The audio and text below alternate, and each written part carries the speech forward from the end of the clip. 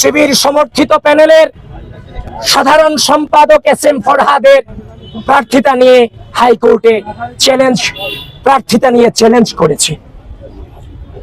তার চ্যালেঞ্জের গ্রাউন্ড ছিল এই নির্বাচন কমিশন।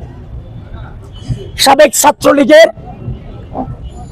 যাদেরকে ছাত্রলীগের অভিযোগে অনেকেরই প্রার্থিতা তারা বাতিল করেছে, তো বামজোট নেত্রী তিনি হাইকোর্টে রিট করেছেন ঠিক একই ক্রাইটেরিয়াতে এস এম ফরহাদ যে সোশ্যাল ওয়েলফেয়ার ইনস্টিটিউশনের ছাত্রলীগের জয়েন্ট সেক্রেটারি ছিল, সে ওই মুহূর্তেও পদত্যাগ করেনি, 5 আগস্টের আগেও পদত্যাগ করেনি, 5 আগস্টের পরেও পদত্যাগ করেনি। তাহলে একজন চিহ্নিত ছাত্রলীগ নেতাকে বাকিদেরকে বাদ দিয়ে তাকে কেন প্রার্থিতা বৈধতা দেওয়া হলো, সেটা নিয়ে বামজোট নেত্রী রিট দায়ের করেছেন।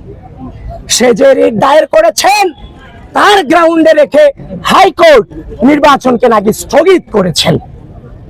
আমরা বিশ্ববিদ্যালয় প্রশাসন এবং নির্বাচন কমিশনকে বলছি, আপনারা তামাশা করেন ঢাকা বিশ্ববিদ্যালয়ের স্টুডেন্টদের সাথে। আপনি একই ক্রাইটেরিয়াতে তাদেরকে বাদ দিলেন, তাকে রেখে আপনি যে ফাঁক ফোকর রেখেছেন সেই ফাঁক ফোকরের সুযোগ আজকে বিভিন্ন জন, বিভিন্ন অপশক্তি, বিভিন্ন পরাজশক্তি বিভিন্ন ভাবে নিচ্ছে।